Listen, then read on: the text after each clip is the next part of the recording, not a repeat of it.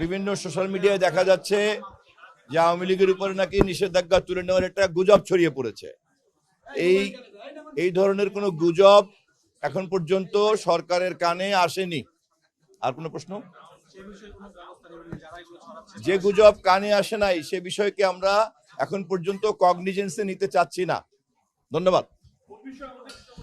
অন্য কোনো প্রশ্ন আছে? যুব বিষয়, আন্তর্জাতিক যুব উৎসব নিয়ে আমাদের যুবমন্ত্রীকে করেন।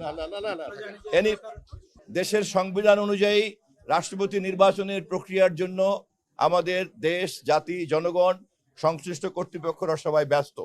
ইতিমধ্যেই গণমাধ্যম থেকে আপনারা জেনেছেন আগামীকালকে মনোনয়নপত্র জমা দেওয়া হবে এবং আগামী 20 তারিখে নির্বাচন অনুষ্ঠিত হবে। আশা করি জাতি একজন কাঙ্ক্ষিত, জনপ্রিয়, গ্রহণযোগ্য রাষ্ট্রপতি পাবে।